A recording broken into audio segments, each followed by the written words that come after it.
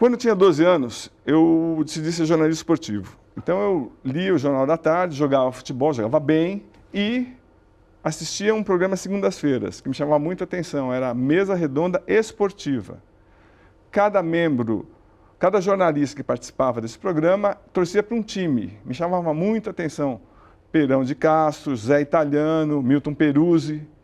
E esse programa começou em 1970. 53 anos depois, um grande amigo meu assume o comando desse programa. Osmar Garrafa, prazer enorme estar aqui. Obrigado por você ter vindo. E me conta o segredo. O prazer é meu, Cosme. E a história é essa e a minha é muito parecida com essa. Eu também, como garoto, assistia o Mesa Redonda, né? Tinha as minhas referências de rádio, a gente acompanhava muito rádio, o rádio esportivo, mas é óbvio, todo mundo que era apaixonado por esporte, por futebol, via o Mesa Redonda. Sim. Com essa galera que você falou, com essa loucura que realmente era o Mesa, cada jornalista defendendo o seu clube, o seu time de coração, né? Por lá passaram grandes jornalistas e é um dos programas, o Mesa Redonda, ao lado do...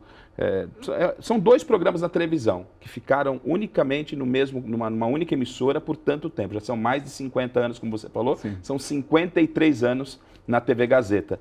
E aí, em determinado tempo, eu trabalhava na Rádio Globo, você sabia disso. Eu trabalhando na Rádio Globo, o Chico Lang e o Avalone me chamaram para cobrir férias lá na Gazeta. Entendi, mas pera só um pouquinho. Tá. Antes de começar na sua vida, eu quero que você me explique o segredo por que o Mesa Redonda sobreviveu a 53 anos. Qual é esse segredo? E o que tem que atrai a audiência, Garrafa? Então, talvez essa espontaneidade é o jeito mais simples de se falar de futebol. É aquilo que o torcedor, a receita do Mesa Redonda, que ela era do passado, e claro, 50 anos as coisas acabam mudando, mas a receita ela é muito, muito idêntica lá do início para hoje. A diferença da gente que está apresentando ou na bancada, do cara que está em casa nos assistindo, é que a gente está lá. Porque é aquilo que o torcedor procura conversar depois do jogo, ou projetando o próximo jogo, uma conversa entre amigos. E muitos amigos já, alguns deles identificados na bancada, cada um com o seu clube. Então, acho que essa é a grande receita do Mesa. Qual a visão que você tinha do Mesa Redonda, assistindo, acompanhando de longe, quando você nem era da Gazeta ainda? Qual a visão que você tem agora? O quanto é difícil fazer o Mesa Redonda? Porque a gente imagina, é um programa agora que passou para os domingos, as pessoas, né, pelo prestígio do programa, convidam gente importante do esporte e aí eles comentam. Mas o que tem por trás, que as pessoas não sabem? É uma equipe muito grande que faz o Mesa e não era diferente no passado. E hoje, até com uma evolução tecnológica, teoricamente se torna um pouco mais tranquilo, mas é uma confusão, porque é um programa semanal, de 2 horas de duração. Então, a gente parece tranquilo, um programa semanal, ao vivo, mas você fala, um programinha, né? Mas é um programa, a gente pensa de 3 em 3 programas. Toda reunião de 3 em 3. Então, vamos supor, na segunda-feira próxima, a gente terminou o programa domingo, aí a gente já tem 2 pré-preparados e já coloca um terceiro na fila, a gente vai preparando. E vai preparando a semana inteira. Tem reunião na segunda-feira, já para montar o programa do domingo, uma outra reunião final na sexta, e de terça a quinta-feira a gente vai trocando figurinhas. Na sexta-feira a gente monta. Antes de começar o programa no domingo, a gente já está reunido, passando o programa, mas tudo que a gente combinou na segunda, ele pode estar mudando na terça, quarta, quinta, sexta e principalmente no domingo. E por ser ao vivo, além dos convidados que a gente tem que correr atrás, é uma loucura muito gostosa. É um grande barato para a gente que é jornalista, você e a gente que vive da informação, da notícia, é uma adrenalina total. Essa adrenalina é 24 horas. E Garrafa, porque a gente pega o início do programa, não existia nem internet. Então, a palavra dos jornalistas tinha um peso gigantesco. É isso que o Milton Peruzzi falou do Palmeiras, aí está vendo do Corinthians, é isso. Agora, como é conviver com a internet, o que mudou na essência? Você pode definir? O peso ele continua sendo muito grande mesmo. O que cada um fala. O que cada um fala. E talvez esse peso ele possa ser até um pouco maior, porque o que você fala ele continua nas redes sociais. Verdade. Você está ao vivo na televisão e, simultaneamente, você está também no YouTube. Você está nas redes sociais. Então, é muita gente acompanhando, então a responsabilidade é muito grande. Os comentaristas fixos, nós temos o Miller, que dispensa apresentação, São Paulino. Tem o Chico Lang, que é esse personagem, que ele é um corintiano, mas é um personagem do programa. E envolve paixão, além dos nossos convidados, e o nosso time, a gente também mescla os repórteres que passam por lá. E você tem que ter uma responsabilidade muito grande naquilo que você está falando, porque a repercussão, a resposta, ela é imediata, né?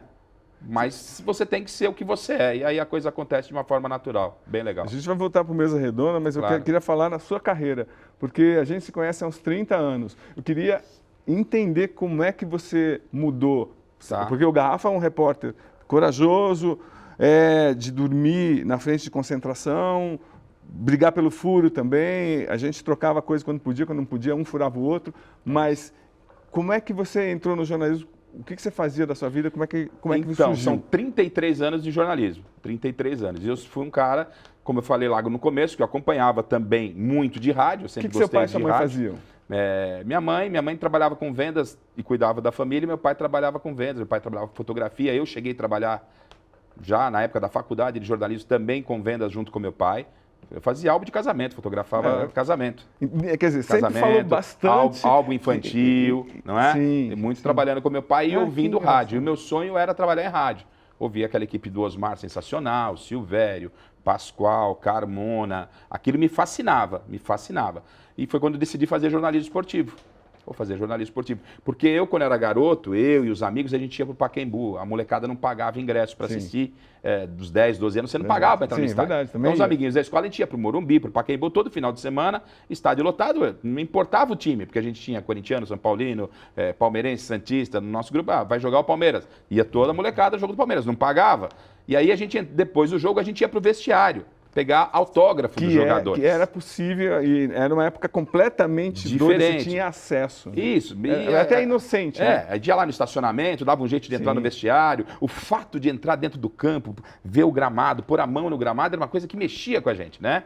E aí, um detalhe curioso, você conhece bem o Pacaembu, né, que já não que existe não é mais. Embaixo do tobogã tem aquela portinha, lembra que desce os jornalistas? Que desce os jornalistas. Então, a garotada ficava ali naquela portinha e o cara não deixava a gente descer, descia. Aí chegava o pessoal lá da imprensa com a carteirinha, ó, imprensa. Aí eu falava pro amigo, um dia eu vou ser essa tal de imprensa. Mas não porque eu queria ser jornalista, porque eu queria poder descer, para poder conversar com os jogadores. Olha que loucura. E depois, isso foi crescendo, eu falei, eu vou fazer jornalismo esportivo. Aí entrei na faculdade, na FIAN, e aí comecei a correr atrás, é uma história muito longa muito longa, correr atrás do sonho de trabalhar em rádio. Mas então, vou dar uma resumida. O que o sonho de... Bom, eu estava primeiro e segundo ano na faculdade de comunicação, era todo mundo junto, relações públicas, publicidade e jornalismo. E você já entra querendo fazer uma coisa e vê que na faculdade ainda você está tendo sociologia, psicologia, você fala, está faltando alguma coisa, preciso fazer alguma coisa. Aí eu fui na CESP, pedi uma credencial provisória, falei que era para fazer um trabalho na faculdade e entrava dentro do campo e criei uma rádio imaginária na minha cabeça. Sério? Né? Como assim? Assim, eu fui para concentração, que nem o Milton Neves fazia, que eu era muito fã, eu via... Então tinha lá o terceiro tempo, os jornalistas não iam na concentração. Sim, total. Então, o que eu fiz? Aí eu peguei a credencial para ir num jogo, foi Corinthians e Vitória. Aí lá fui eu, tinha um locutor que chamava Luizinho, que não existia. O Basílio era técnico do Corinthians. Sim, lembro. Técnico do Corinthians. Lembro. Aí cheguei e falei, Basílio, sou estudante de jornalismo, estou fazendo um trabalho, queria fazer uma reportagem com você. Aí eu fingia que o Luizinho era como se fosse o Milton Neves lá atrás, né? Falei, estou aqui com o Basílio na concentração, fiz isso. Que aí louco. Eu fui para dentro do campo. E o Basílio deu entrevista? Deu entrevista como estudante. Não, ele sabia qual era isso. Eu falei, sou estudante de jornalismo e tal, estou fazendo um trabalho, ele me atendeu lá. Aí fui pro jogo, fiquei atrás do gol com a credencial da CESP. E na época eu fiquei ouvindo o Osmar Santos, olha que loucura, o Osmar Santos, que depois fez parte da minha carreira profissional. Eu ficava ouvindo o Osmar Santos, Osmar pela Rádio Record já. Ouvindo o Osmar Santos, o Pascoal era o repórter. Então toda vez que o Osmar estava narrando, bola pela linha de fundo, e aí Pascoal? Quando ele chamava o Pascoal, eu abaixava o volume do rádio e eu falava a meta aqui no meu gravador. E aí eu montei uma fita com o Osmar, aí eu tirava o Pascoal e punha a minha para apresentar nas rádios. Aí eu vim aqui na Record, fui na Rádio Bandeirantes, na Rádio Globo e tal. Isso estava tudo da sua cabeça. Tudo da minha cabeça, porque eu achava que a faculdade ainda estava... Falei, vai demorar muito para acontecer. Enfim, eu fui atrás. Aí eu fiz isso, entreguei a fita nas rádios e tal, não aconteceu nada. Aí passou mais um ano, no segundo ano da faculdade eu fui e fiz de novo o mesmo esquema da carteirinha, trabalho e tal, consegui entrar no campo. Nesse dia eu encontrei um pessoal do Paraná, de rádio, eu estava na porta lá do vestiário, pegando a escalação dos caras do time. Aí o outro repórter falou, Você tem a escalação? Eu falei, tenho, tal. Passei umas informações, o chamado Celso Luiz perguntou, Celso, que rádio que você trabalha? Eu falei, não trabalho, sou um estudante, estou fazendo trabalho. Ele me apresentou o locutor da rádio dele, isso é uma rádio lá do Paraná, Rádio Cultura de Rolândia, estavam lá fazendo o jogo. E aí a gente se conheceu, tal, e a gente foi jantar, e naquela história, eu contei minha história para eles, essa parte da história lá vai ficar muito longa, então vou resumir, contei minha história para eles, ele falou, bom, então você vai ser nosso correspondente de São Paulo, vai começar a passar boletins para a gente lá no Paraná. Quantos anos você tinha? Eu sou péssimo para isso, Mas Cosme. 18, Vamos puxar 19, 33 anos atrás, tenho 55, eu tinha... 22. Por aí, Nossa, 22, 23 anos. Aí, bom, beleza, vou estrear em rádio. Falei, meus pais, poxa, não sei o quê, tá, vai estrear rádio e tal. Aí uma semana, e eu não conseguia falar com o Mauro Segura, que era o cara. Durante a semana, eu ligava para casa dele e tal, para ver como é que era, eu não conseguia. O telefone era na casa da mãe dele. Aí a dona Shirley, que era a mãe dele, me falou assim, eu estava preocupada. Ela falou, não fique preocupado, o Mauro é assim mesmo. Se ele falou para você ligar na próxima segunda-feira, neste horário, você vai ligar, que ele vai estar lá e você vai entrar na rádio. Falei, bom, beleza. Não tinha nem telefone em casa, Cosme, não tinha telefone. Minha irmã que tinha o telefone. Então eu fui lá na casa da minha irmã para passar o tal do boletim. Eu, domingo à noite, escrevendo os boletins, eu tinha que passar um resumo dos times de São Paulo lá para o norte do Paraná. Porque lá no Paraná, em Curitiba, ok, Curitiba, Atlético, mas o norte do Paraná é influenciado por São Paulo. Sim, eles são corintianos, palmeirenses, então para eles era legal ter um correspondente aqui. Aí eu fui lá, fui na minha irmã, fui fazer o boletim. A hora que eu ligo o telefone, atende o operador lá na mesa, que é o Marcelo Crisóstomo. E essa turma que eu estou falando, a gente é amigo, a gente estava junto a semana passada. Aí ligo para ele, né? Falei, é o Osmar de São Paulo, né? Aí ele falou, pera um minutinho. Pum, ele já prendeu a linha e eu já estava no ar. Eu achei que eu ia ligar. Meu Deus. Eu ia conversar com o cara.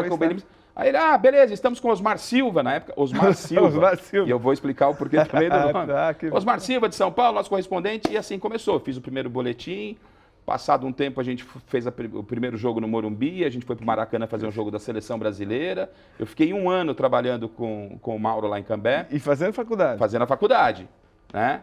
Aí a tal da credencial, que era provisória, já foi uma credencial da Abrace oficial, que eles mandaram fazer uma credencial para mim. E todo final de semana eu ficava no Morumbi, eles vinham fazer alguns jogos. E eu ficava no principal jogo de São Paulo, passando as informações lá. Eu ia no orelhão, entrava no começo, no intervalo e no final do jogo. Eu também tinha dentro do... atrás do gol. Isso. Que maluco. Entendeu? E fui fazendo isso. Nesse período, estava para completar 1 ano, a Rádio Tupi foi fazer um jogo do Palmeiras. O Palmeiras foi jogar um amistoso com Londrina, porque a cidade é Cambé, ao lado de Londrina. E eu fui lá fazer o jogo do Palmeiras, eu era correspondente de São Paulo. O Palmeiras foi, eles me chamaram, vem fazer o jogo aqui com a gente. Eu falei, beleza. Nisso, a Rádio Tupi, as rádios de São Paulo estavam lá. A Rádio Tupi também estava. O Luciano Fatioli saiu da Rádio Tupi naquela época, tinha saído, ele era repórter da Rádio Tupi de esporte. Para quem não sabe, o Luciano Fatioli também foi repórter esportivo. E ele saiu de lá para ir para a Jovem Pan, tinha uma vaga aberta na Tupi. E o locutor da rádio lá da Rádio Tupi conhecia o comentarista nosso lá do Paraná. E como é que tá? Tá tudo bem, em São Paulo tá precisando de um repórter. Aí meu amigo falou, você tá precisando de um repórter? Eu tenho um repórter de São Paulo que trabalha para mim, o Hélio Claudino. Mas repórter de São Paulo? O Osmar Silva. Não conheço. Eu já tinha levado minha fitinha lá. Bom, beleza. Acabou o jogo, tal, a gente foi jantar no mesmo restaurante, todo mundo junto. Passado 1 semana, você lembra torneio início? Sim, antes de começar os paulistas. Aí eu tô sábado de manhã dormindo em casa, tal, ligo o Mauro de Cambé, liga agora pro Hélio Claudino, você vai estrear na rádio. Eu falei, como é que é? Aí eu liguei pro Hélio, ele falou, você tem credencial? Vai no Pacaembu hoje, você vai fazer um teste com a gente no torneio início. Porque eu fazia lá, não tinha internet, ninguém ouvia, era só através de fita. Tudo que eu fazia aqui, eu precisava esperar eles mandarem uma fita para eu poder me ouvir no rádio. Eu nunca, até minha família, né?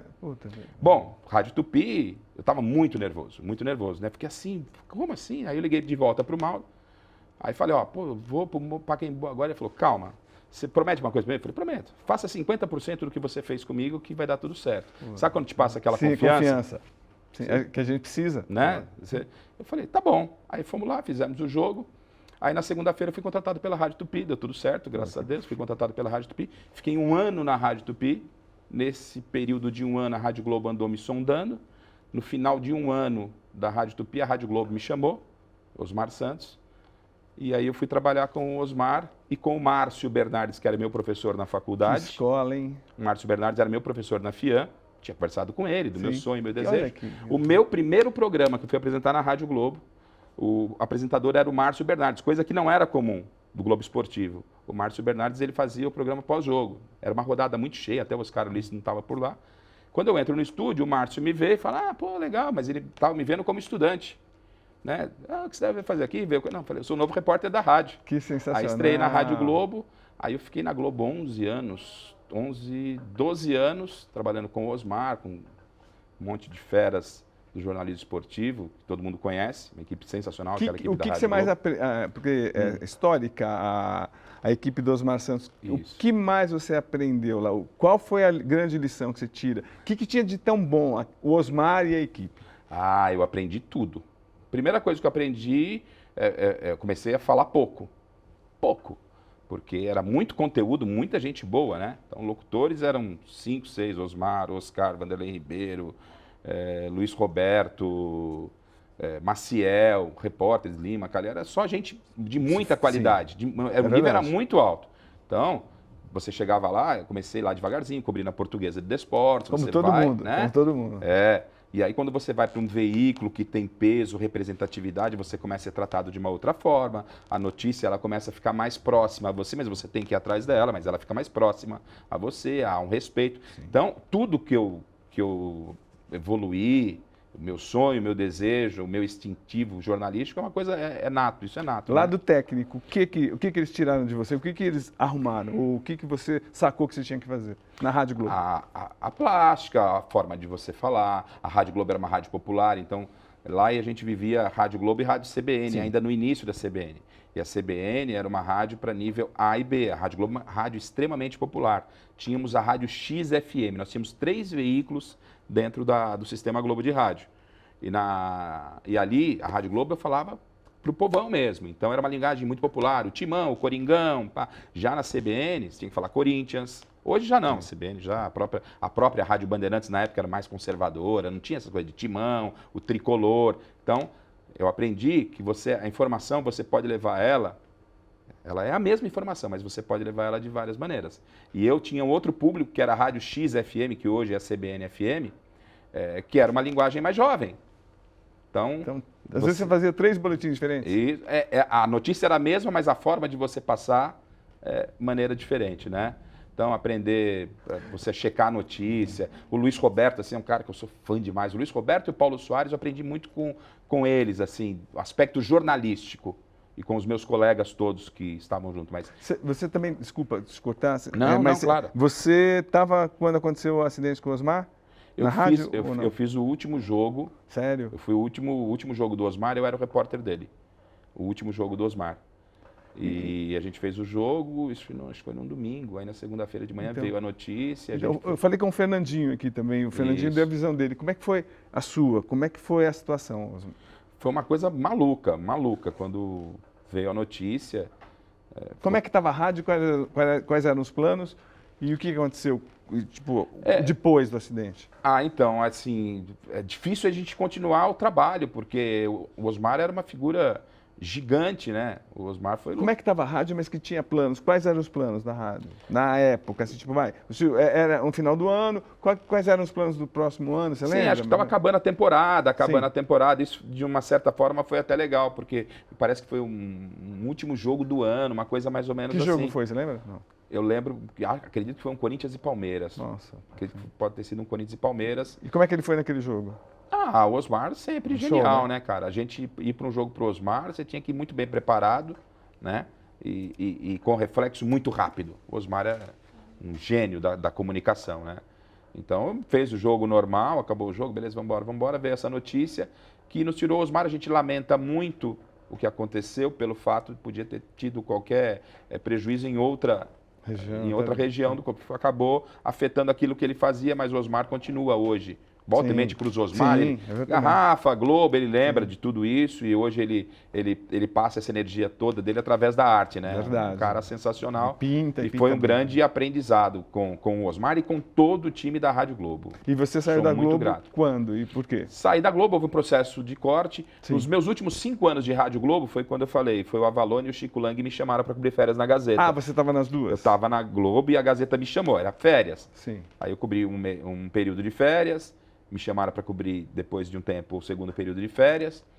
E aí, em 97, final de 97 para 98, se eu não estiver enganado, mas é mais ou menos isso, aí abre uma vaga na Gazeta e o Avalone era o gerente de esporte, juntamente com o Chico, me chamaram e falou, ó, a gente quer te contratar, você vem aqui. Eu falei, mas tem a rádio, tem que conciliar. Falou, não, a prioridade continua sendo a rádio, mas a gente quer você aqui pelo aspecto da reportagem. Aí eu já tinha 6 anos de Rádio Globo, mais ou menos, por aí. Uns 6 anos de Rádio Globo, mas eu tinha uns 8 anos de carreira. E eu sempre fui um cara de rádio, não era um cara de televisão, mas eles gostaram no período. E a Gazeta, ela sempre teve o aspecto muito da reportagem. Verdade. Era reportagem. Era quase um rádio na TV, o Mesa Redonda. Era muita informação, a notícia, o saber perguntar, ir atrás daquilo que realmente está acontecendo, né? Então tinha muito a ver... Estava em todas. Tinha muito a ver com aquilo que a gente fazia no rádio. Bom, eu falei, ótimo, só tem um problema que eu vou à Copa do Mundo, minha primeira Copa do Mundo. De? 98. Aí o Avalone falou, não tem problema. Ele, como ele falou, não tem problema, a gente te dá uma licença, você faz alguma coisa pra gente lá. Fiquei 40 dias fora e a Gazeta, devo muito isso ao Avalone, né? E a Gazeta, porque topou essa parada e eu fiz a minha Copa do Mundo, você sabe. Sim. A importância que é pra gente uma Copa do Mundo. Então, tive lá na Copa da França.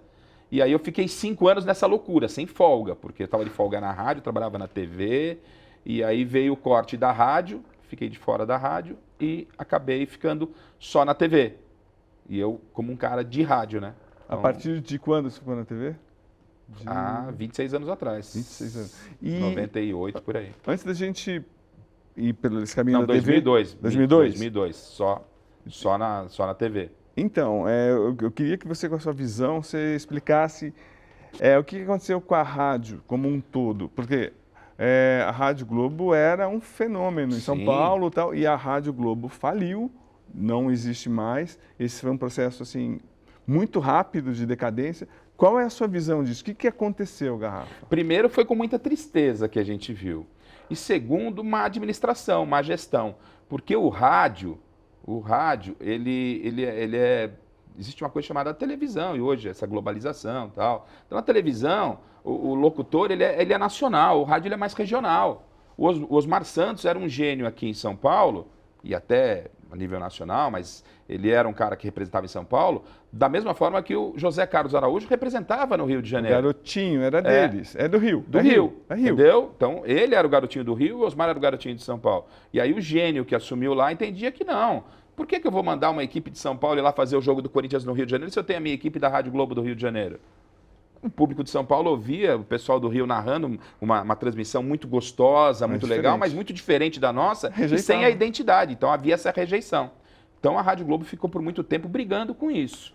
Eu entendo que isso acabou sendo um ponto decisivo para que a coisa não caminhasse. Era um ponto reversível, eu achava que podia se reverter, tentaram reverter em algum momento. A própria fusão também com a Rádio CBN foi uma coisa que ela teve uma certa dificuldade.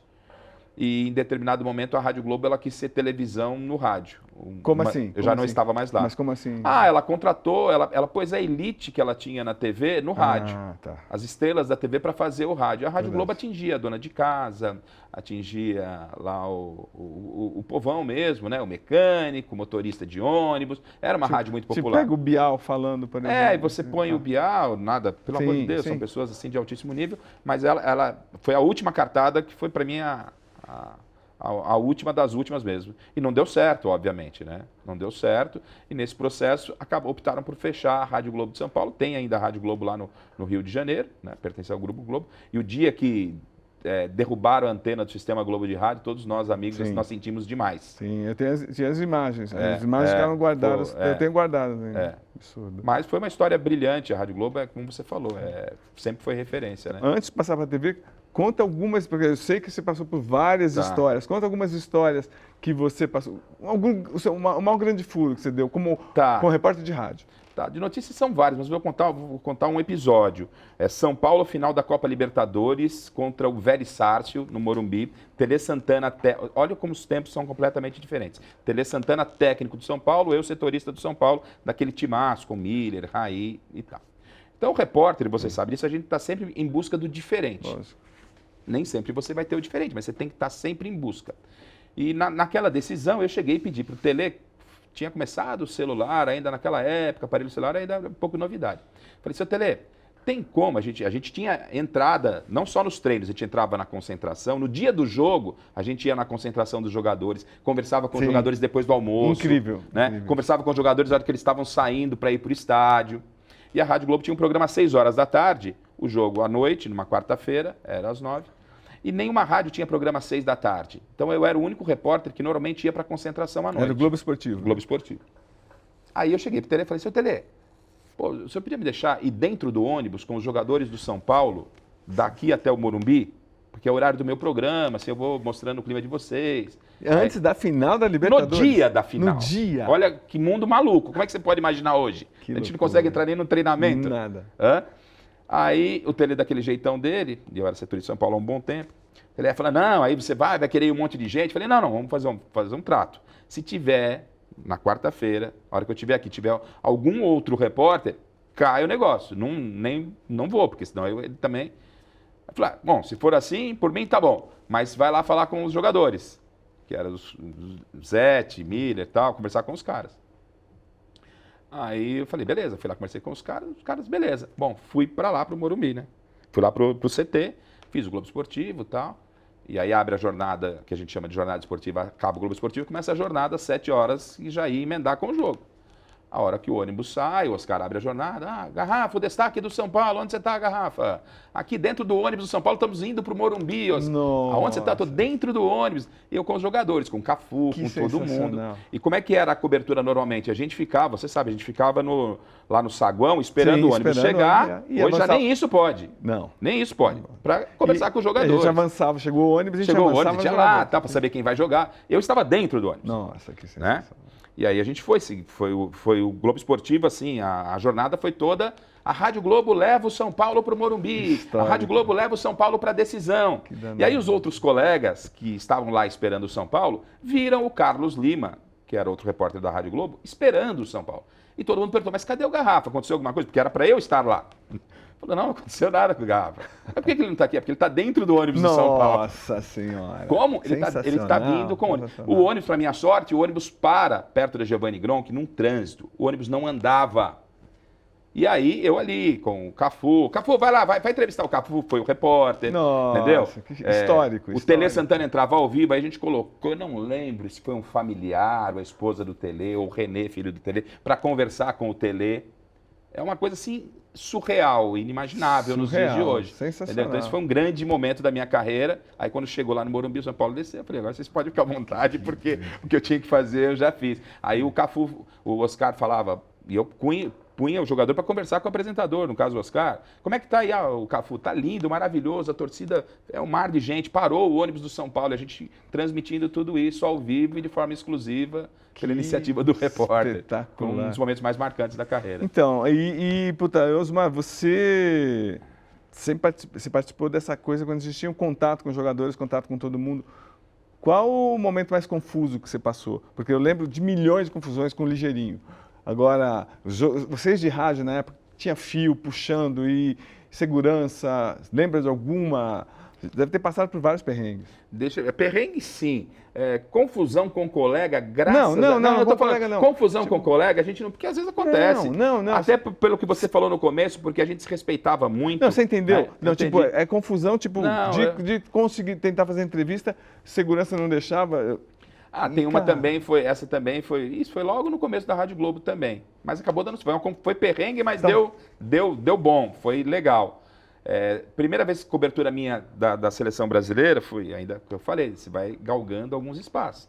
Aí seleção pré-olímpica, fui fazer um pré-olímpico, Zagallo técnico, Juninho, o time tinha que ver, Juninho Paulista, Beto, Marcelinho Paulista, quem mais jogador conhecido? Acho que é o Sávio, era essa safra aí. Aí a gente foi para a Argentina, acho que você estava, né? Eu só tô aqui esperando. É verdade, você estava nessa barca aí. Não, então. Pô, que viagem legal que foi, tudo, enfim. Na decisão, que foi lá no Mundialista. Sim, lembro. Né? Foi lá no estádio Mundialista, deu Brasil e Argentina. E eu conversando com o nosso operador de áudio na viagem, nós ficamos lá aqui, acho que uns 20 dias, umas 3 semanas aproximadamente, mais, né? até. Por aí, um pouquinho mais. E conversa vem, não sei o quê. Aí ele falava, né? Contando histórias do passado, dos repórteres, a gente sempre quis saber dos caras que, né, que é referência, né? Aí ele falava, pô, Márcio Bernardes na Copa do Mundo fez isso, amizade com o jogador. Eu falei, preciso fazer uma coisa diferente nesse torneio. Sempre com essa ideia, preciso fazer uma coisa diferente.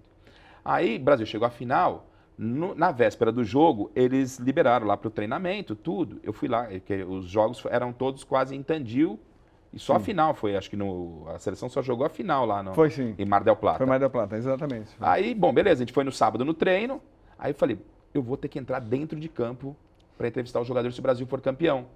Esse era meu objetivo. Eu fui lá e... Aí fui lá, tal, aí fui no estádio, procurei as entradas, aí vi uma entrada, tal, falei, bom, é por aqui, já para conhecer, tal. Bom, o Brasil ganha o jogo, Paulo Soares estava narrando, a gente não podia ficar dentro do campo, ninguém dentro de campo, todo mundo nas posições. O Brasil, faltava 5 minutos, o Brasil ganhando, eu desci, fiz lá o caminho e virei a credencial, tinha a credencial que não me dava direito a dentro do campo, mas eu virei, porque eu falei, qualquer coisa eu tô com uma credencial aqui, os caras... Mas não teve jeito, eu cheguei no campo, o cara, deixa eu ver essa credencial. Aí o cara me tirou dali. Falei, por aqui não deu certo. Falei, vou plano B. Falei, o plano B vai ter que ser pular mesmo. Aí eu fiquei lá, a hora que focaram, que levantaram o troféu, não sei o quê, todo mundo olhando, eu pum, pulei Você e pulou entrei. o quê? Pulou? Pulei era um alambradozinho? fosso, dava 1 metro mais ou menos. Não era tão alto, mas pô. podia alguém ver, mas enfim... Hoje não pularia, né? Mas naquela época dava pra pular. Aí pulei, fui pra dentro de campo, aí os jogadores começaram a correr e tal. Tinha o celular e eu lá entrevistando todos os jogadores campeões. Sensacional. Foto do estado de São Paulo, eu tenho a foto guardada, a foto, todo o time no chão com o troféu e atrás está o repórter ali com o celular. Foi um perrengue, mas um perrengue que deu muito bom, foi muito legal. Que troféu, que sensacional. Legal, são histórias assim legais que hoje é muito difícil acontecer, mesmo que o repórter tenha tamanho e ousadia, porque tá chato demais fazer futebol. E aí você vai para a TV. Como é que você se adaptou tão bem na TV? Como é que foi essa mudança? Porque como eu também esse canal, eu pretendo também aproveitar as pessoas que vêm aqui para falar para estudantes de jornalismo. Claro. Como é que foi essa mudança de linguagem? O que é a diferença? É a mudança de linguagem, a câmera, essa comunicação, não é? Mas a Gazeta ela me favoreceu muito porque ela era mais ou menos o rádio na TV. Hoje a maioria das TVs fazem o que a gente fazia no rádio. Sim. As TVs, principalmente as fechadas, ela abre uma transmissão 2 horas antes, 3 horas antes, depois fica mais 2 horas depois. O rádio fazia isso. Num domingo normal no rádio a gente ficava o dia inteiro ao vivo. Então, isso me ajudou muito, muito na TV. Muito na TV. A linguagem é diferente, claro. A passagem, que você tá parado ali, aquela coisa do decorar, é uma coisa que incomodava. Minhas passagens sempre nunca tiveram, só uma coisa muito específica. Um texto eu decorava, eu não conseguia. Você pedia para eu decorar 3 palavras aqui, eu vou gaguejar, cara. Mas do improviso... Então, você pega a ideia e sai, né? E aí você vai trabalhando com pessoas muito experientes lá dentro da própria Gazeta, um conselho aqui, eu estou aberto para tudo, para ouvir todo mundo, principalmente o pessoal da parte técnica. Isso foi assim na Rádio Globo, foi assim na TV Gazeta e é assim até hoje já nesse processo de apresentação do Mesa. Porque uma coisa é você estar sentado na bancada e uma outra coisa é você vir para cá para você apresentar e comandar o pessoal. E eu sei que eu preciso muito da retaguarda, como você precisa do seu time que está aqui. Dúvida, a gente está falando, tem uma galera aqui, tem gente no ponto. Então, é sempre ouvir esse pessoal, que é com esse pessoal que a gente vai ganhando a cancha e vai superando essa transição do que era rádio e TV. Então, antes do repórter para virar apresentador, que você está excelente, eu quero só destacar essa dificuldade que a gente tem agora com a relação com os jogadores, treinadores, esse distanciamento. Como é que você vê isso? Que você era um dos repórteres que mais, você tem um jeito cativante, então você sempre chegava muito próximo das pessoas. Então, chegávamos, né? Chegava, mas como eu brigando, você... mas chegávamos, estávamos como é que você enxerga isso? Como é que foi essa evolução ou involução? Como é que você vê? A gente se adapta a uma realidade, Como é que era? Você também ia para o vestiário, os caras jogadores tomando banho, você até falava, esperava ou... Já na TV teve esses momentos. Aí... Não, no rádio você fez isso. No rádio sempre. Não, eu também fiz sempre, isso. Então. Aí, como é que começou esse afastamento para você? Você sabe, começou lá atrás com o Palmeiras do Filipão, aí a gente começou a ter tem um personagem aí, né, importante. O meu amigo Acas Felliger. Sim, o seu amigo. O Acas. Aliás, um abração ao Acas Felliger, que foi uma das principais referências da época. Ele que começou realmente a implantar, porque aquele Palmeiras maravilhoso do Filipão, muito assédio no Filipão, E o Acas era o braço de... Ele era assessor de imprensa do Palmeiras, depois se tornou assessor de imprensa do Filipão. Né? Então, ali, pro futebol, começou o modelo que o Acas implantou, que era muito contestado pelos jornalistas, mas é um modelo que está aí e diferente, óbvio, mas foi um modelo que acabou seguindo. O Acas Feren, com quem eu já tive muitas confusões e ainda tenho, ele falava claro, aqui o Palmeiras, aqui lá, o CT do Palmeiras é Europa, fora é Brasil. Então, como que era a mudança? Que eu não vou falar que eu sou parcial, até pelas nossas diferenças. Foi difícil demais para nós. A gente parte do princípio daquele momento que eu falei, de estar dentro do ônibus de uma delegação de um São Paulo, com tantos títulos importantes, com um técnico de um tamanho do Tele, o jornalista tinha esse acesso e de repente começam a nos tirar essa possibilidade. Ok, tá tudo certo. O que você tem que fazer? Você tem que se adaptar, porque você tem um público a quem você se dirige. E o problema é seu, porque se você não der a informação, outro vai dar. Se você ficar parado reclamando, brigando com um assessor ou só lamentando, não dá, não, tem que dar. Tem que dar. É o nosso papel. O nosso público merece respeito e a gente tem que levar a informação. E você vai se adaptando. Naquela época eu tinha na minha agenda de telefone de praticamente todos os jogadores. Né? Hoje eu não tenho telefone de nenhum jogador. Porque acho que nem eles nos conhecem. E a gente, às vezes, se você pegar o time do São Paulo, ou até mesmo o Palmeiras, pôr uns caras para passear no shopping, ninguém sabe quem é. Por conta disso. Eu acho que é uma distância muito grande, eles se escondem da imprensa de forma equivocada. Eu entendo que existem bons jornalistas, maus jornalistas, bons médicos, maus médicos. Acho que você pode filtrar tudo. Mas eu acho um grande equívoco. Um mau retrato você não acha, bom, mas eu acho que é na seleção brasileira. Um distanciamento absurdo. Eu fiz até um teste no blog, coloquei 10 jogadores da seleção que disputaram a Copa, e entre os 10, um suíço. Era para identificar o suíço. As pessoas erravam, não sabia quem era o suíço e quem eram os novos jogadores. E esse distanciamento, como é que você vê? Esse distanciamento é muito prejudicial, não só ao jornalista, não só ao profissional da bola, é prejudicial ao público também. Acho que todo mundo perde. Eu entendo que tem que existir respeito de todas as partes. Respeito de todas as partes. A gente não pode invadir, atrapalhar o trabalho deles, mas eles têm que nos respeitar também. E hoje, na verdade, nós somos os inimigos. Quase confronto, é um confronto. Nós somos inimigos. Tem imprensa ali, cuidado. E nunca foi assim. Mas são novos tempos, então você tem que se adaptar, Cosmo. Você sabe melhor do que eu. Melhor do que eu. Cada um vai por um caminho. Eu fui pelos bastidores. Porque o meu salário não depende de uma entrevista com nenhum jogador. Eu dependo de trazer a informação e buscar a informação correta. E, Osmar, como é que foi a mudança dos jogadores? Você está na mesa redonda há muito tempo. Como é que foi essa mudança dos jogadores? De, sei lá, anos atrás e hoje. Eles são mais fechados, são mais preocupados em não falar, são mais orientados? Conta, por favor. Eles estão muito blindados, né? Como é que era antes? Por exemplo, o Endrick, eu vou voltar lá no antes, mas, por exemplo, o Endrick, ninguém sabe quem é o Endrick. Não. Ninguém conhece o Endrick, porque as poucas respostas que o Endrick divulgou através da imprensa foram respostas já que estavam pré-determinadas pela assessoria. Então a gente não sabe como é esse garoto. A gente não sabe, por esse processo de blindagem. E lá atrás, não. Lá atrás a coisa era muito mais transparente. Um Denner da vida, ele sentava 2 horas. Isso, e jogadores de altíssimo nível, a gente ficava todo mundo junto. A gente conseguia separar a hora do entretenimento dos atletas, dos jornalistas, com o trabalho deles e o trabalho nosso. E como é que, por exemplo, chegava, sei lá, há 10, 8 anos, um jogador para o Mesa Redonda, e como é que chega hoje? Hoje a gente nem se apega muito a convidar os jogadores, porque né? É difícil, Porque né? já é difícil, mas eles estão na nossa pauta, frequentam o Mesa Redonda, né? Mas o caminho é via assessoria. Já lá atrás, era diretamente com os jogadores. Nos treinamentos, os produtores dos programas e o produtor do Mesa Redonda. Aliás, o Isildo Ramalho faleceu. Não sabia. Faleceu faz 15 dias. O Isildo era um cara que trabalhava. Esse produtor ia aos treinamentos, conversava com os jogadores e fazia o convite e levava os jogadores. Às vezes vamos supor, o Mesa Redonda, sempre os principais jogadores da rodada do final de semana iam na Mesa Redonda. E a gente de jornal era obrigado, eu assistia com prazer antes, aí depois eu assistia com prazer, mas era obrigado a assistir porque os personagens estavam lá. Sim. Os personagens estavam lá, os principais.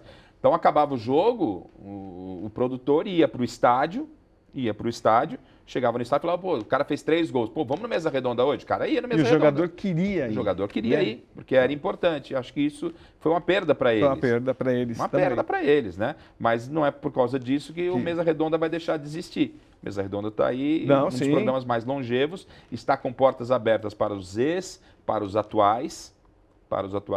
O Luan do São Paulo ganhou, a gente tem um quadro lá no Mesa, que é o gol mais bonito do campeonato.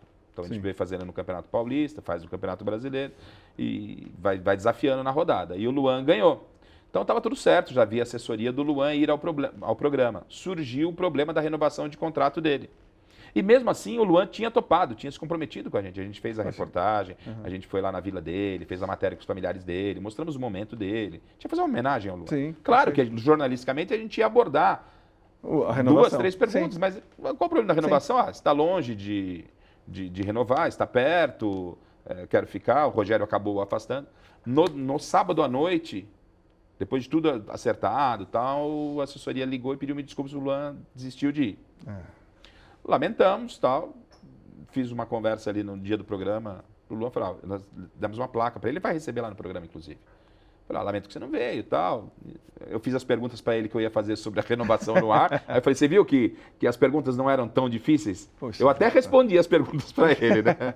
De uma forma muito simpática, né? Então ele vai agora no próximo programa, deve estar para renovar o contrato e vai. Então, e hoje é assim, através da assessoria que a gente chega, combina. Essa transformação, porque você é um camaleão, né? Como é que agora você, como é que foi que você, o principal repórter, os principais repórteres lá da Gazeta, virou apresentador? Olha, você vai ser apresentador. Você queria, era um sonho, você se preparou para isso. Como é que surgiu para você isso? Então, ali como repórter, na TV Gazeta, como repórter, e aí a gente tinha 2 produtos, temos 2 produtos já há muito tempo, que é o Gazeta Esportiva, que é o programa diário, e o Mesa Redonda.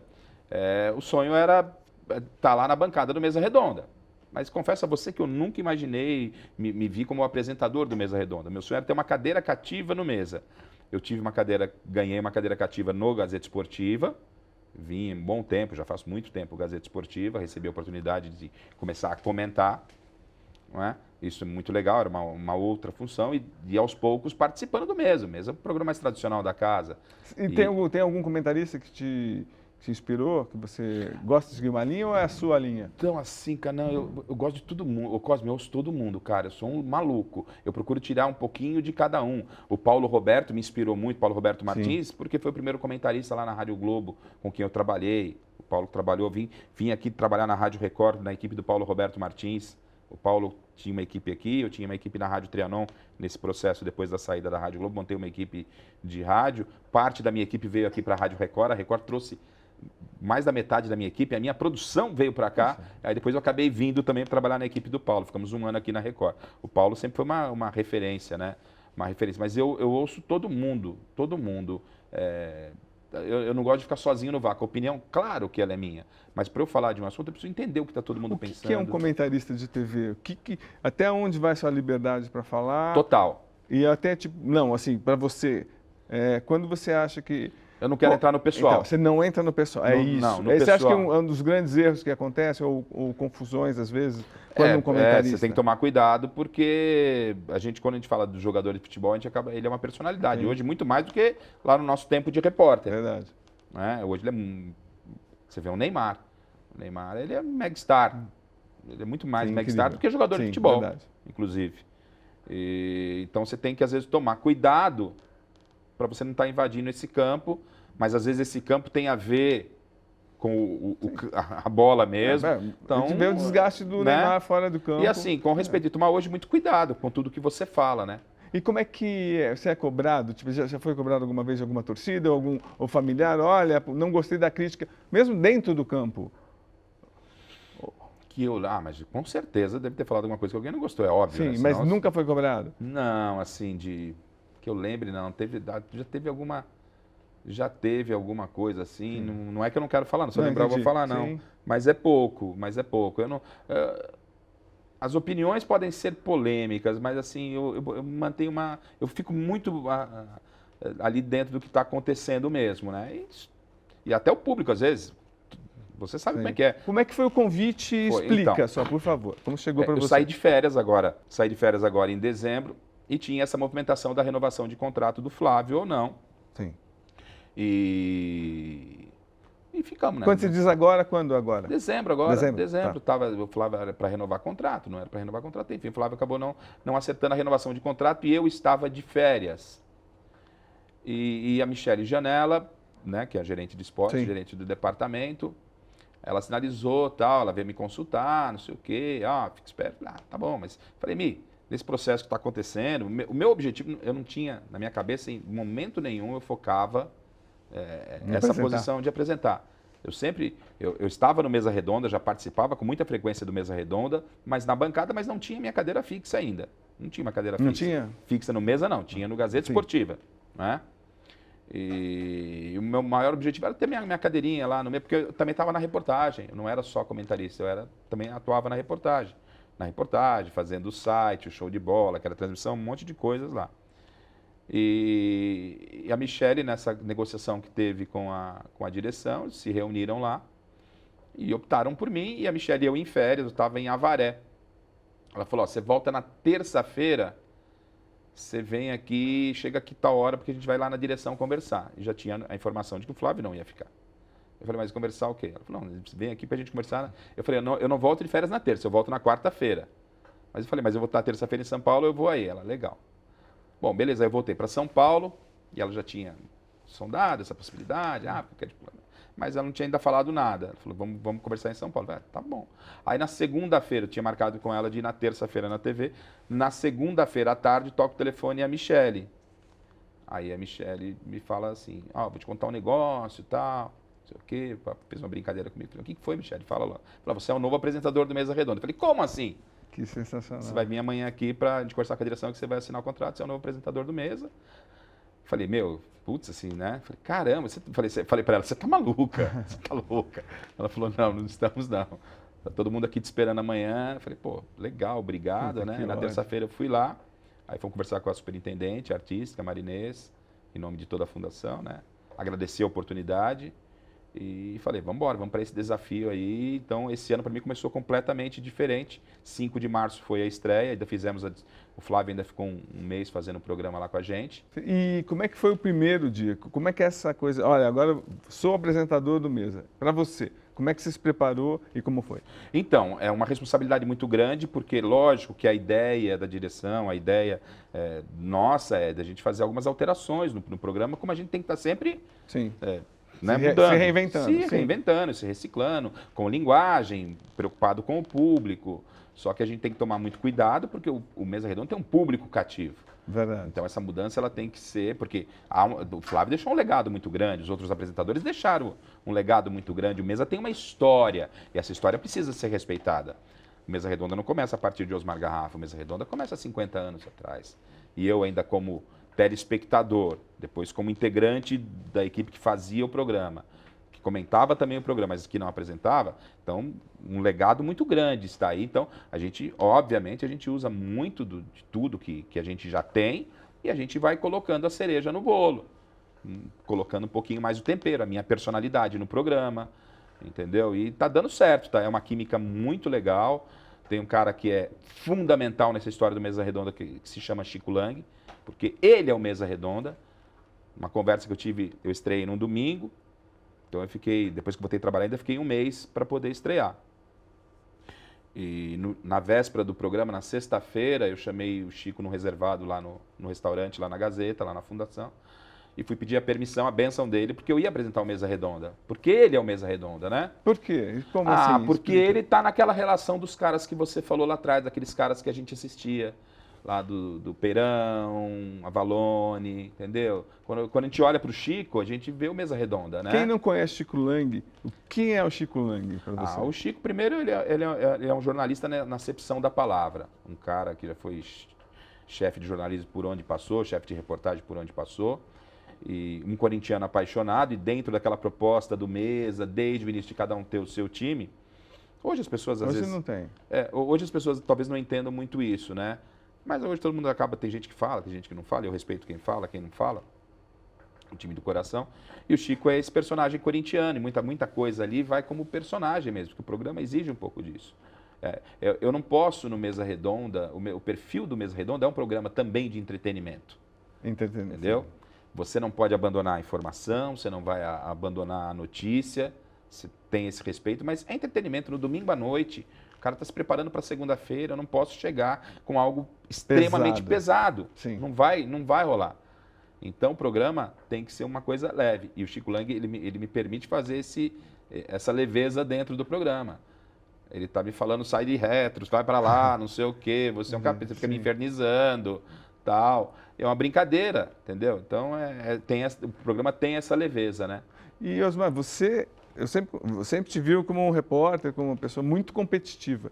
Como é que é lidar com o Ibope, como é que a audiência, como é que você que é apresentador, tipo, tem a propaganda, você corre para ver como tá, tipo, ou tem um assunto. Qual que é o bastidor do programa, por exemplo? A gente imagina que Corinthians sempre dá muito mais audiência. Como é que é isso? Tipo, segura o cara, deixa falar, corta, vamos trocar de assunto. Como é que é? Quem administra isso? É você, diretor? Como é que é isso? Assim, eu vejo tudo. Como é? Dá tempo? É uma semana intensa. Antes? Não, assim, tudo que vai acontecendo no programa está passando por mim e pela equipe. Então, vamos supor, se a gente tem uma matéria, o tempo de uma matéria, não sou eu que vou decidir.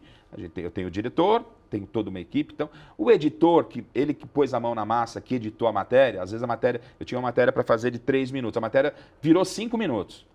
Eu não vou chegar, isso é uma filosofia minha, eu não vou chegar e falar, você corta 2. Não é assim que funciona, porque eu também fui repórter, hoje eu não estou mais na reportagem, mas eu sei como é que é a reportagem. Dói demais. Você tem que respeitar. Pera, se tem 5, por que tem 5?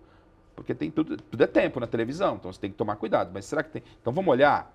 Aí eu vou lá, eu olho essa reportagem, aí eu falo, Chico, dá uma olhada lá. Converso com o editor. E aí, gente? Não tem que ser 5. Vai ser 5.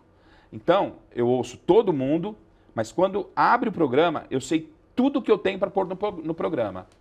Eu não sou pego de surpresa em hipótese nenhuma. A gente está todo mundo na mesma página, desde o convidado, desde a reportagem, desde o link onde está o repórter. A gente procura não deixar escapar nada. E assim, eu gosto de deixar todo mundo me ajudar nas decisões. Porque se eu tenho uma equipe que me ajuda a fazer o programa, ela também tem que participar das decisões. Mas o programa depende muito do domingo, por exemplo. O Palmeiras perde 4 do São Paulo. E aí? Como é que faz? Então, aconteceu uma coisa extremamente curiosa. Eu fui estrear, né? Então eu falei, bom, a data que eu vou estrear vão ser as finais do Campeonato Paulista. Eu falei, então eu tenho um primeiro programa no dia 5, depois eu vou ter uma data FIFA, que significa data FIFA. Num final de semana eu não vou ter jogo. Então vai ser um final de semana complicado, porque você tem que responder na audiência sem ter futebol. Então eu vou ter esse problema complicado, mas eu vou ter Corinthians, Palmeiras, São Paulo, provavelmente o Santos, os 4 aí na decisão do campeonato. Vão ter jogos muito importantes, eu vou conseguir fazer logo na estreia 3 programas legal, que vai mexer com o torcedor. Corinthians cai fora, São Paulo cai fora. Falei, meu pai amado, ficamos só com Palmeiras e Água Santa. A gente se reinventou, foram programas ótimos, demos ótima audiência, passamos um programa inteiro falando só do Palmeiras, 2 programas só de Palmeiras com Água Santa.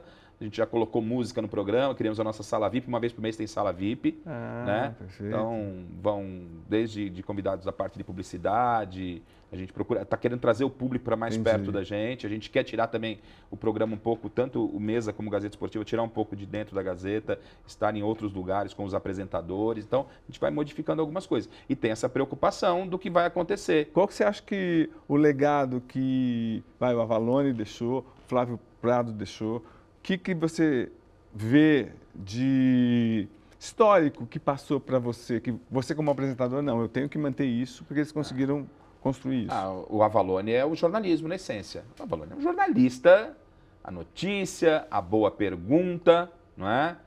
Isso você não pode perder. Isso já veio, logo que eu entrei na Gazeta, eu já tinha essa ideia dentro do Sistema Globo de Rádio. Quando eu vou para a Gazeta Avalone, prêmio ESSO, cara. Sim, eu trabalhei com ele, foi meu chefe. Pô, um jornalista de altíssimo nível. Altíssimo nível. Flávio tem uma bagagem, né? O Flávio, o que tem de diferente do Flávio? O Flávio. O Flávio é um cara assim que, para comandar, comanda muito de uma forma muito leve. É um cara que conhece, que está bem informado. É importante você. Porque o Valone era duro quando cobrava.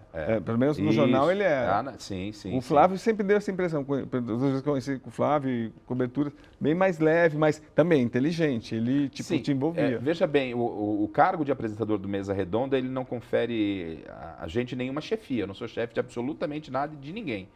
Ninguém se reporta a mim. Na verdade, eu tenho o diretor do programa. Mas você é o principal cara que vai ser cobrado. No ar que você está dando a cara, olha, se aconteceu tal coisa errada, não entrou um VT... É claro, a responsabilidade é minha, o programa, por isso que eu falo que eu cuido de tudo e resolvo tudo com a equipe. O programa, eu sou apresentador do programa. Sim. Né? É óbvio que se alguma coisa acontece, a responsabilidade é minha, né? Mas... Você contribui com o que hoje, como apresentador? Você acha que você está levando o que a mais? O que você, com toda a sua bagagem, o que você está levando? Acho que a experiência jornalística, a experiência da reportagem. O Mesa hoje ele tem muito desse lado de reportagem, da gente sempre colocar... não, a imagem não é bonita, mas tem informação? Se tem informação, o público vai conseguir entender? Vai para o ar. Entendeu? Eu sou mais informação do que a plástica. Entendi. Claro que a plástica é fundamental, a arte é fundamental, mas a essência eu preciso levar informação para o meu público. Isso é uma coisa que eu não abro mão. A informação ela é fundamental.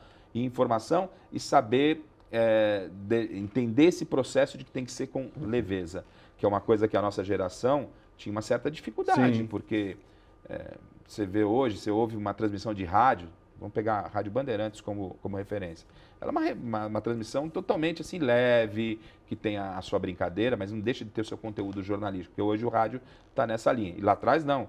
A Rádio Globo ela era um diferencial, ela conseguia fazer isso, ela tinha essa leveza, mas muito forte na informação. E a minha contribuição, eu formei lá a gente passou um período aqui, quando eu saí da Rádio Globo, eu montei uma equipe na Rádio Trianon. E lá eu peguei alguns profissionais que estavam fora do mercado, como o Juarez Soares, como o Márcio Espímpolo, como o Carlos Lima. E aí peguei o Márcio Espímpolo, uma galera que queria fazer jornalismo e não tinha oportunidade e vinha trabalhar com a gente no projeto. Dessa turma aí a gente tem, foi quando eu falei que a minha equipe desse projeto veio toda para a Record.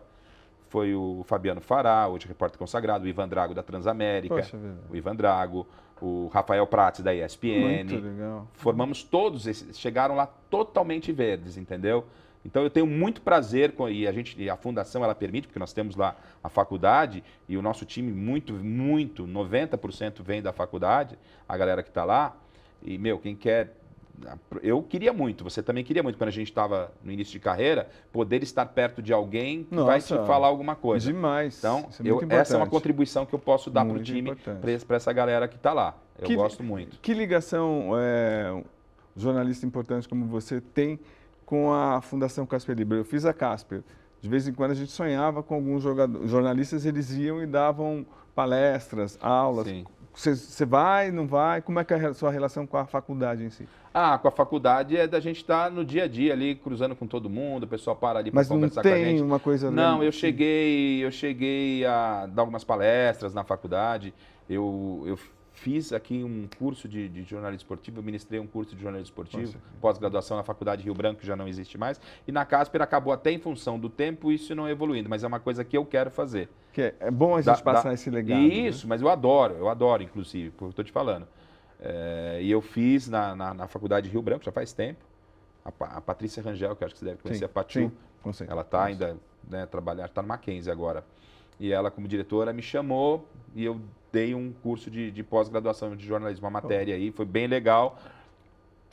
Na Casper a gente quase acabou acertando, mas com a reportagem é muito complicado em relação ao horário, porque você tem um compromisso com os alunos, mas você está na reportagem e aí acabou não virando. Porque então, é nossa obrigação também, eu também sinto isso. A gente tem vontade de passar, tem que passar as coisas. Então essa contribuição eu dei lá atrás com a equipe da Trianon, eu dou quando alguém me procura, com a equipe, porque tem muitos jovens, procuro aprender muito com eles, porque é uma outra linguagem, é um outro momento, mas poder passar a experiência que a gente teve é fundamental. A gente teve prazeroso demais. Uma sorte danada também na nossa carreira, né? Agora, estamos entrando já na reta final, Garrafa. Por que hoje alguém vai assistir um programa na TV importa se é TV Gazeta, se é Sport TV, se é ESPN, se eu tenho tudo no meu celular, por que que alguém assiste um programa dominical como Mesa Redonda? Por quê? Pelo mesmo motivo que o cara vai ler o seu blog. Por quê? Porque o cara quer saber do Cosme Rimoli. Eu sei tudo, já vi tudo, mas eu quero saber o que o Cosme Rimoli pensa. Eu quero saber o que o Garrafa pensa.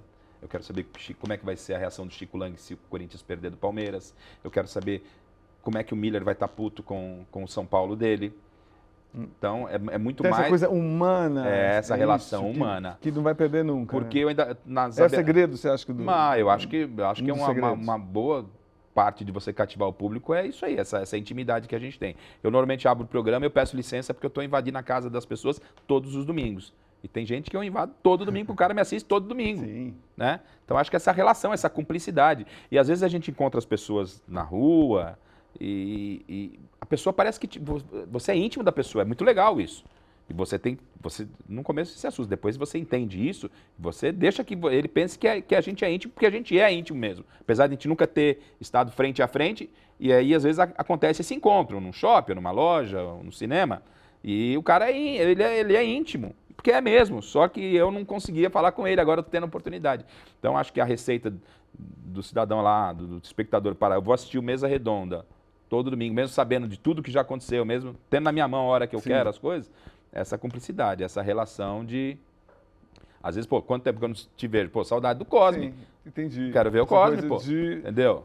O seu público tem um assunto polêmico, o seu público vai lá. Sim. Vai lá no seu blog, quero ver. E aí? Sim. E aí, Cosme? Você falou, o Cosme deve estar, Cosme deu... O cara quer lá ver. É essa fidelidade. Não, e esse é o nosso papel, a gente tem que cativar.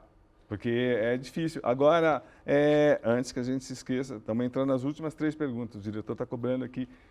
Por que Osmar Silva virou Osmar Garrafa? Então, porque meu nome é Osmar Alves da Silva Garrafa. Quando lá atrás, na história da rádio, que eu conheci o pessoal da rádio, a gente foi jantar, você vai estrear na segunda-feira. Qual o seu nome? Osmar Alves da Silva Garrafa. Bom, vai ser Osmar Silva, ok? Imagina, você estava preocupado com o nome e nenhum problema. Osmar Silva, ok. Fiquei um ano com eles lá no Paraná com Osmar Silva, vim para a Rádio Tupi como Osmar Silva. Quando eu vou para a Rádio Globo, então, quem eu era na Rádio Metropolitana lá de Cambé? Eu era o Osmar. As informações do Corinthians, Osmar. O Cosme ainda às vezes me chama até de Osmar. Sim. As informações do Corinthians, Osmar. Quando eu vim para a Rádio Tupi, né, na equipe da Rádio Tupi, as informações do São Paulo, Osmar. Quando eu vou para a Rádio Globo, uma história muito engraçada, primeiro jogo que eu estou fazendo no Morumbi, estava eu, o operador Meto Bala, o Osmar Santos na transmissão, o Osmar... Então, só destacando, o nome do operador é Meto Bala. É operador... Por que Meto Bala? Porque ele dizia, comigo eu meto bala em todo mundo, é uma figura, é um contador de histórias, é um dos melhores operadores que o rádio já teve, grande Mauro de Lima. E eu estava lá com ele e tal, aí o Osmar, vamos às informações do São Paulo, Silva Júnior, aquele branco no ar. Alô, Silva Júnior. Aí o Meto Bala, vai, Garrafa, Osmar, vai, é você. Falei, como? Silva Júnior. Aí eu entrei, mas que Silva Júnior? Falei, você não vai poder ser Osmar. Como é que você vai ser Osmar? Porque imagina, você tem 4 pessoas na transmissão. Se alguém falou, Osmar, vou responder ou não? Vai responder o Osmar Santos, né, cara? Bom. Então o Osmar Santos, na época, já meteu um Silva Júnior. Falei, Silva Júnior não, né? Aí eu não me sentia. Falei, Silva Júnior não sou eu, não tenho nem Júnior. Porque tem muito repórter que tem nome artístico, né? Sim. Que é mais artístico que o meu sobrenome, porque Garrafa é sobrenome. É Garrafa com 2 Fs. O pessoal da faculdade até já me conhecia como Garrafa, tudo. Aí eu fui falar com o Oscar na segunda-feira. Falei, Oscar, aconteceu isso. Eu queria usar o Garrafa, que é o meu sobrenome. O Oscar, legal, tal. Aí foram falar para os Osmar Santos, garotinho, Garrafa, que legal, vai ser sensacional, tal, não sei o quê. O Márcio Bernardes, meu professor, falou, mas será que não vai dar alguma conotação? Eu falei, não tem. Eu falei, pode até dar conotação, como dá hoje, eu ainda brinco, né? Eu falei, mas não tem nenhum problema, porque é meu sobrenome, eu gosto e tal. E ficou Osmar Garrafa. E aí, primeira reportagem que fui fazer como Osmar Garrafa pela Rádio Globo CBN foi... o Brasil foi medalha de ouro nos Jogos Olímpicos em Barcelona, que eu também não lembro a data, foi logo que eu tinha entrado na rádio. A seleção masculina chega no aeroporto e vai desfilar no Ibirapuera, e eu vou lá fazer a reportagem, e na CBN já dá Osmar Garrafa. O âncora me chama, vamos ao ginásio Ibirapuera com o repórter Osmar Garrafa. Beleza, dei entrada. Tá. Quando eu chego na rádio, tá, ainda era novo lá na Rádio Globo, porque isso foram questão de dias, né? Aí eu fui lá no estúdio da CBN, o cara, você que é o Osmar e tal. Agora, você não tem noção, cara. O que ligava aqui para saber porque o repórter chamava Garrafa, entendeu? Aí ficou uma marca muito grande forte do Garrafa, porque chama atenção. Sim, lógico. Então o pessoal fala, garrafa que você bebe muito? Eu falo, não é porque eu bebo muito, mas eu bebo, mas não bebo muito. Mas é meu sobrenome e é garrafa com 2 Fs. E quando eu fui fazer a troca, eu liguei lá para o Mauro, o pessoal lá do Paraná, meu irmãozão Mauro. Falei, Mauro, eu vou sair de Osmar Silva para Osmar Garrafa, foi você que deu Silva, queria sua permissão. Ele, vai lá. E Garrafa hoje está conhecido, tem meu sobrinho lá na Band com o Datena, o Garrafinha também, chama ele de Garrafinha, Felipe Garrafa. E estamos aí nessa toada. As 2 últimas, prometo.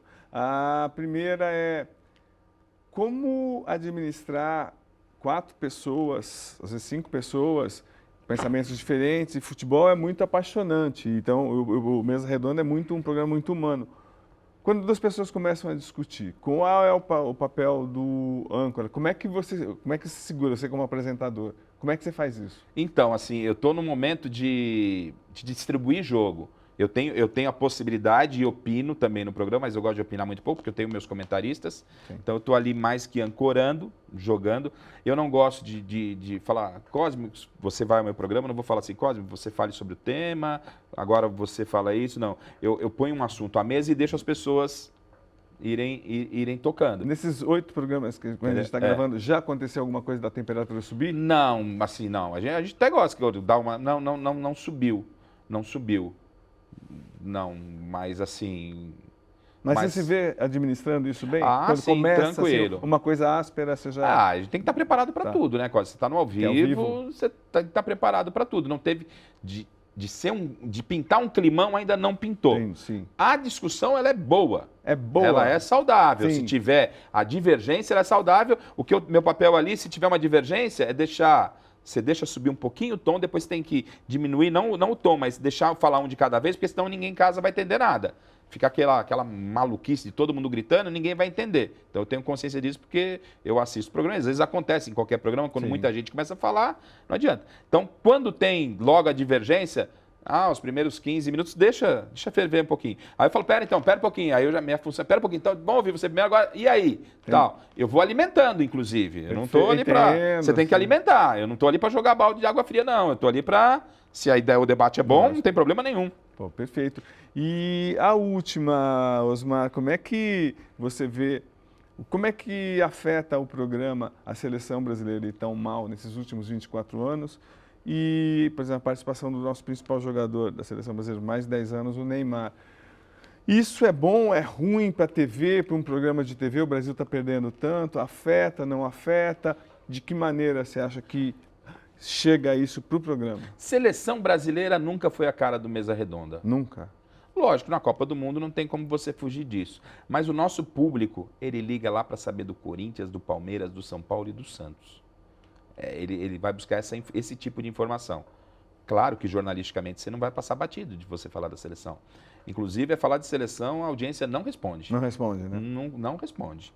É impressionante, entendeu? Não responde. Aí que eu falei, aí você tem que ter a sensibilidade de saber dosar o que é o jornalismo, você não pode ficar preso só a Ibope, não, senão você perde a sua essência. Não é? É fundamental o Ibope, é fundamental saber o que o seu público quer, mas você tem que pôr os assuntos que estão... Mas você acha que hoje o público rejeita a seleção? Sim, não há uma identidade nenhuma. E isso é reflexo muito nos programas de TV. Não há identidade nenhuma da seleção com o povo brasileiro. Zero de identidade. Isso também contribui ainda mais para que o torcedor só comece a se interessar por Copa do Mundo, por seleção na época da Copa do Mundo hoje. E olhe lá. E, Osmar, vou ter que fazer essa última. A gente vive num mundo muito pesado hoje em dia, num mundo de ódio, discussão, futebol, muita gente até morre com discussão boba. Sim. Como é que isso chega? Como é que você filtra isso para um programa popular importante? Eu estou sempre ali, eu não sou um cara muito ativo em rede social. Você pode ver, a rede social tem muito pouco e tal. É importante ter, acho fundamental, mas eu vejo tudo que falam. Gosto de me comunicar com as pessoas. Se vem uma crítica, se ela for pesada, eu vou lá e procuro responder. Se o cara apelar, sair do contexto, aí eu deixo de lado, mas às vezes acontece. Mas às vezes o cara faz uma crítica e tal, eu tento mostrar para ele um outro lado. Não sei se eu vou ter razão, mas eu mostro o meu lado. Dá uma olhada aqui e tal. Muitas vezes acabamos ficando amigos. O cara que veio na rede social... Mas não chega, eu digo, no programa. Se você sente, Palmeiras, Corinthians... Dá mais audiência, por exemplo, se o Palmeiras perde, se o Corinthians perde, ou se esse clima de... Porque, tudo... Desculpa só, Não, até claro. que eu lembrei uma coisa super importante. Teve uma época que a Valone, foi uma ideia louca, levou torcidas. Você lembra o que aconteceu? Lembro. Teve pancadaria. Foi pancadaria. Pancadaria. Era Palmeiras e Corinthians. Palmeiras e Corinthians, porque eram as organizadas. As organizadas. E tal, né? Então. E nada contra as organizadas, eles também são super bem-vindos. Sim. O pessoal, a gente levou organizado, tudo bem que foi organizado da Água Santa. A gente estava armando alguma coisa com a organizada do Palmeiras para fazer uma festa lá no título, acabou não rolando, levar a bateria da Mancha. A gente não vê nenhum problema. A gente quer transformar, não transformar, mas contribuir para que as pessoas entendam. Porque cada um tem o seu clube de coração, os amigos têm um São Paulino, um palmeirense, ninguém sai na porrada um com o outro. Então a gente gosta de trabalhar com esse público e mostrar que isso é possível. Osmar, só posso te agradecer estar aqui e tenho certeza que Mesa Redonda vai se reinventar e está numa mão certa agora. Legal. E bom reinado. E parabéns para você, né, Cláudio? Sucesso para você aqui, continue com sucesso no seu blog, aqui no R7, trabalho de altíssimo nível, jornalista mais conceituado, um dos principais do país, e foi surpresa e felicidade e alegria estar aqui com você. Muito obrigado. Gente, brigadão, vamos continuar.